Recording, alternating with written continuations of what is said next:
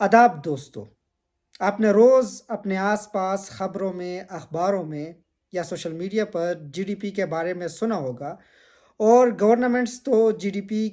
पर बहुत ज़्यादा ज़ोर देते हैं कि उस वक़्त जीडीपी इतना था, आज जीडीपी इतना है या जीडीपी ग्रोथ कम हो रही है या ज़्यादा हो रही है। तो इसको समझने के लिए आप इस वीडियो को ज़रूर देखें।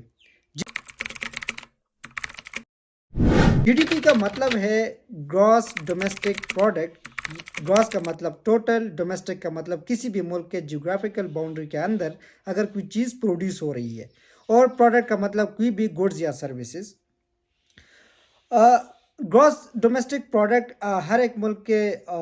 एनुअली मैयर किया जाता है, और ये इसकी जो इब्तिदा है वो 18वीं सदी के आखिर से हुई थी, लेकिन इसको बाकायदा तौर पर पूरी दुनिया ने अपनाया नहीं था। मॉडर्न दौर में 1934 में सबसे पहले सिमन ने इसको अपनाया था। ये एक इकोनॉमिस्ट थे, और उसके बाद 1944 में जब ब्रिटेन वुड्स में कॉन्फ्रेंस हुई थी, जिसमें 44 ममालिक के लोग इकट्ठे हुए थे, और उन्होंने दुनिया के लिए एक नया इकोनॉमिक सिस्टम पर गौर व फिक्र शुरू किया था, जिसमें दो इदारे भी वजूद में आए थे, जिसको IMF और वर्ल्ड बैंक कहा जाता है। अगर आप 1944 के ब्रिटेन वुड्स कॉन्फ्रेंस और IMF वर्ल्ड बैंक में दिलचस्पी रखते हैं, तो आप मेरी पहली वाली वीडियोस को यहाँ देख सकते हैं।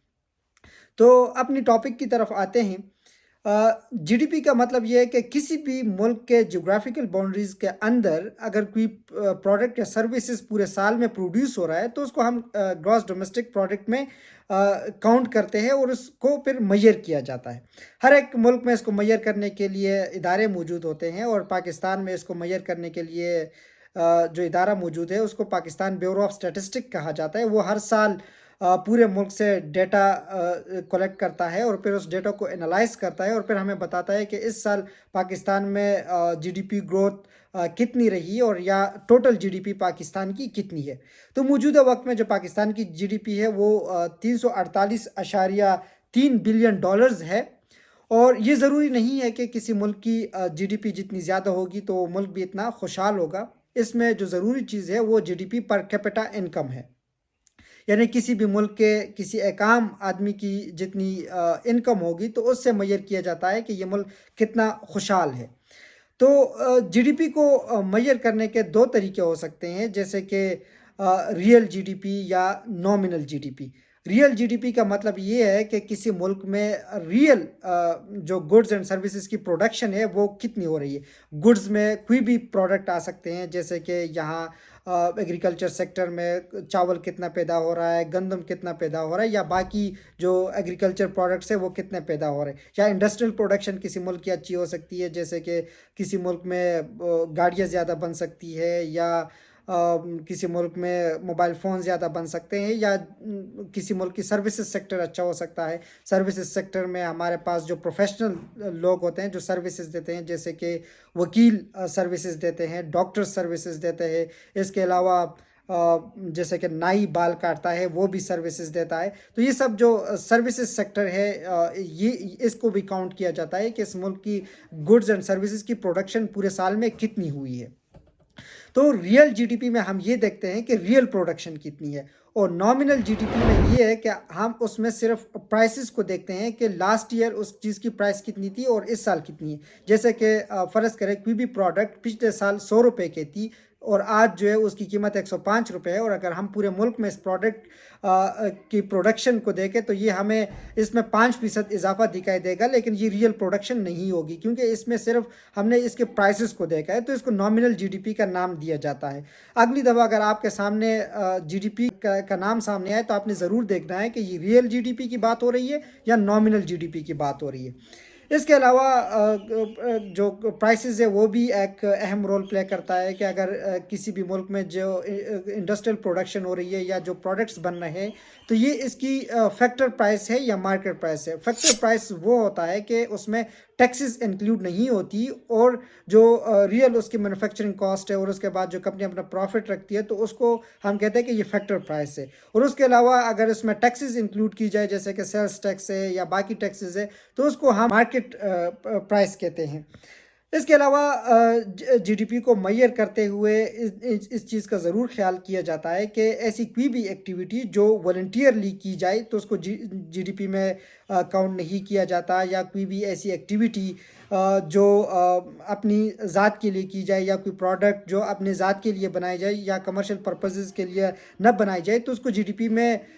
کاؤنٹ نہیں کیا جاتا۔ اس کے علاوہ جو بلیک مارکیٹ ہے، اگر کوئی چیز بلیک میں بک رہی ہے یا گورنمنٹ کو اس چیز کے بارے میں معلومات نہیں ہے یا وہ ٹیکس اس پہ پے نہیں کر رہا، تو ٹیکس سے چھپنے کے لیے وہ بلیک مارکیٹ میں کوئی چیز بیچ رہا ہے تو وہ بھی جی ڈی پی میں کاؤنٹ نہیں کیا جاتا۔ اس کے علاوہ اگر جیسے کہ انفارمل سیکٹر ہے جس کا ہمارے پاس کوئی ڈیٹا نہیں ہوتا، پاکستان کا جو سب سے بڑا ایشو ہے وہ انفارمل سیکٹر کا ہے، جس میں ہمارے بلو کالر جاب ورکرز ہے، جیسے کہ مزدور ہے یا باقی لوگ جو کام کر رہے ہیں، سروسز دے رہے ہیں، اس کا ہمارے پاس کوئی ڈیٹا نہیں ہوتا کہ کتنے لوگ سروسز دے رہے ہیں، کتنے پیسے کما رہے ہیں۔ جیسے اگر کوئی پلازا بن رہا ہے، اس میں 200 مزدور کام کر رہے ہیں، اور اگر 200 مزدوروں کو کیش میں پیمنٹ ہو رہی ہے تو گورنمنٹ کو اس کے بارے میں کوئی معلومات نہیں ہوتی کہ اس میں کتنے لوگوں نے سروسز دی، انہوں نے کتنے پیسے کمائے۔ تو اگر یہ پتہ لگایا جائے تو یہ بھی ہمارے جی ڈی پی گروتھ کو بڑھا سکتا ہے، اور اس سے یہ فائدہ ہوگا کہ جیسے کہ باقی ممالک یہ اندازہ لگاتے ہیں کہ جس ملک کی جی ڈی پی جتنی اچھی ہوتی ہے یا اس میں جی ڈی پی گروتھ جتنی زیادہ ہوتی ہے تو اس سے یہ اندازہ لگایا جاتا ہے کہ یہاں اکنامک ہیلتھ اچھی ہے، اور وہاں پر جو فارن کمپنیز ہے وہ اپنی انویسٹمنٹ کرتی ہے، اور ملک میں باہر سے پیسہ آتا ہے، اور اس سے روزگار بھی بڑھتا ہے اور اکنامک ایکٹیویٹی بڑھتی ہے۔ تو یہ ایک ضروری چیز ہے کہ جو انفارمل سیکٹر ہے اس کو ہم کسی نہ کسی طریقے سے فارمل سیکٹر بنائیں اور اس کو ہم جی ڈی پی کاؤنٹ میں لے کے آئے۔ اس کے علاوہ اگر کوئی اللیگل ایکٹیویٹی ہو رہی ہے تو وہ بھی جی ڈی پی میں کاؤنٹ نہیں کی جاتی۔ اس کے علاوہ جو سب سے امپورٹنٹ چیز ہے جو ہمارے جی ڈی پی کاؤنٹ کو خراب کرتا ہے وہ شیل کمپنیز ہوتی ہے۔ ایسی کمپنیز بھی ملک میں پائی جاتی ہے جو اپنی پروڈکشن شو کرتی ہے یا اپنے سروسز شو کرتی ہے، لیکن وہ ریئل میں کوئی چیز پروڈیوس نہیں کرتا یا ریئل میں کوئی سروسز نہیں دے رہا ہوتا، اور ایسی کمپنیز ٹیکس تو دیتے ہیں لیکن یہ منی لانڈرنگ میں